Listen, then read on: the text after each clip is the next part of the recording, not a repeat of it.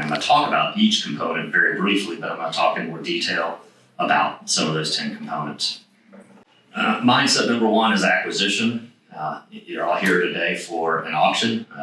To me, in my collecting, auction houses are the primary focus of acquisition for me. May or may not be for you all, but obviously you're here, so it must be at least a part of that for you. The second mindset that I'll spend a little bit of time on is documentation.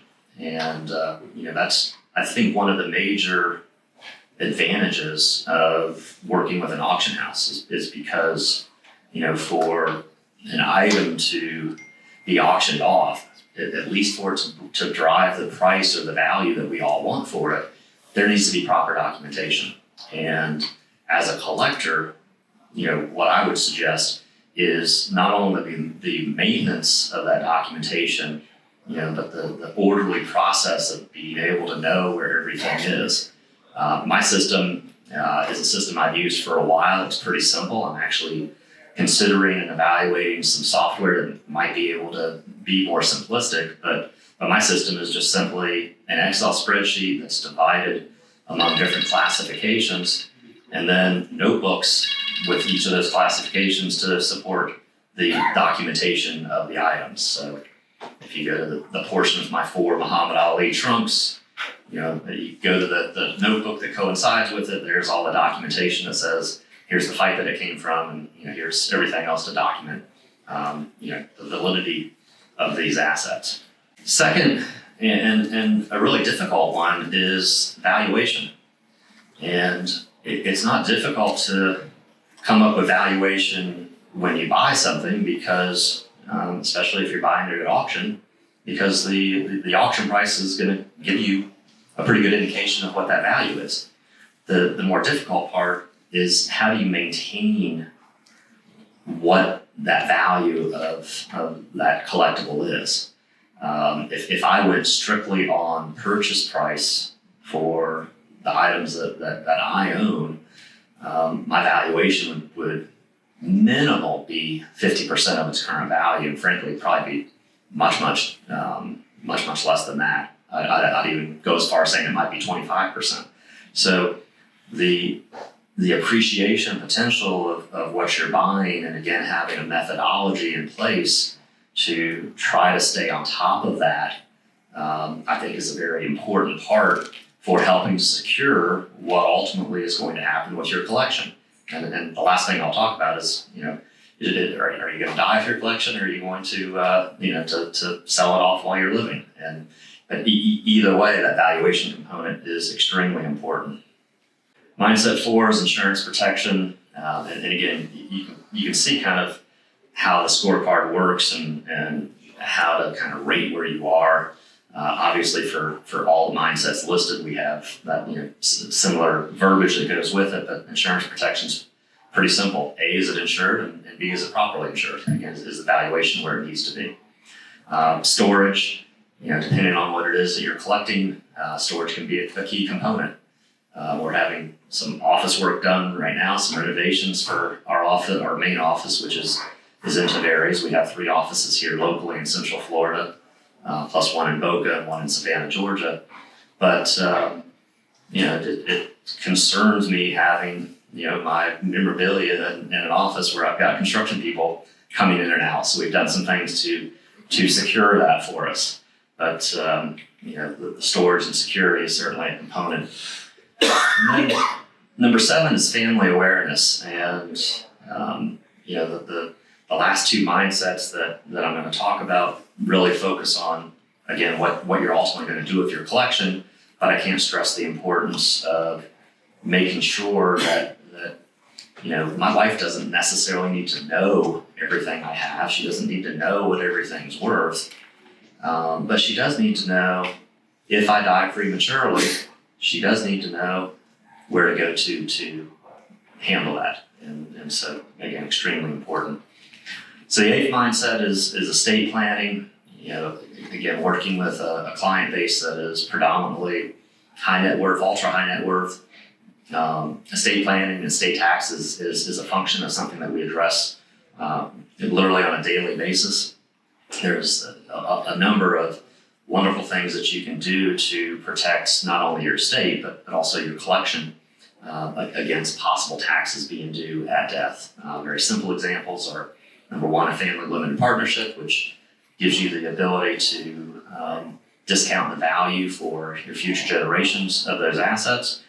But the second thing that we've seen happen more frequently, I actually had a referral to a prospect that inherited a $2 million sports memorabilia collection.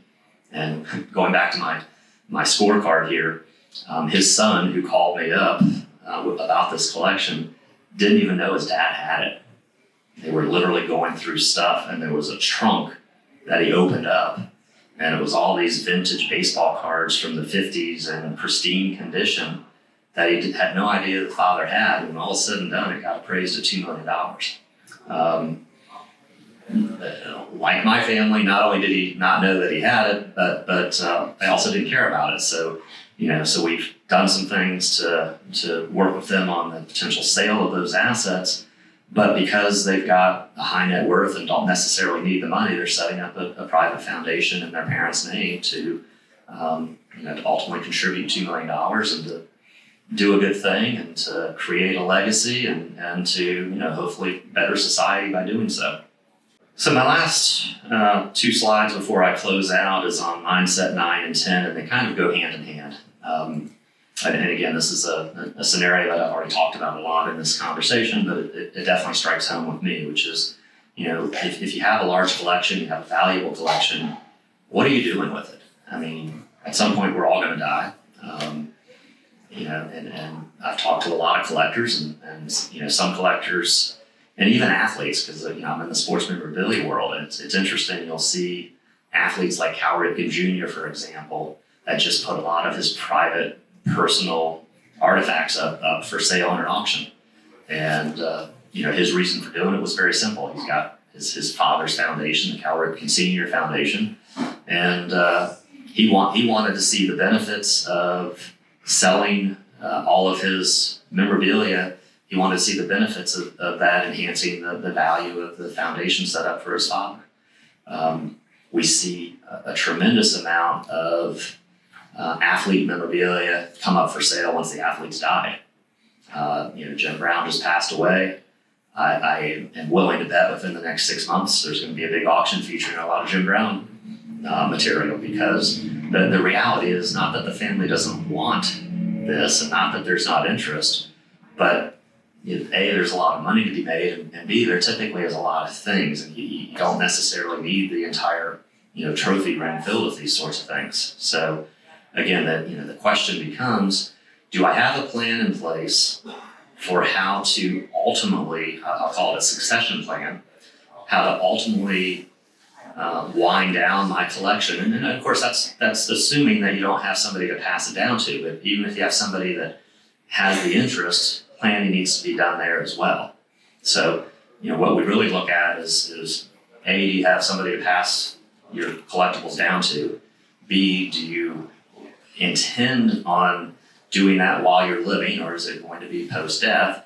And of course, the last factor is, what's the best way to make this happen? And again, personally speaking, because of having gone through this process myself, God forbid I don't make it home tonight, everything is very well in line for my wife to sell off my collection and go have a grand time.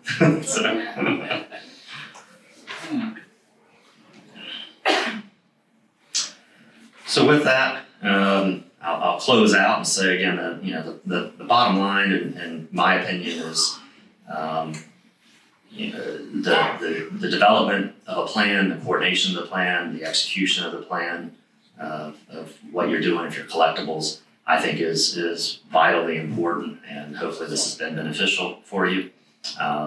If any of you would like a copy of the scorecard, I'm happy to get that out to you. It can at least serve as some guidance for helping you to determine, is there any steps that you may want to evaluate or take at this point to mitigate any risks that might be out there with your collection. And with that,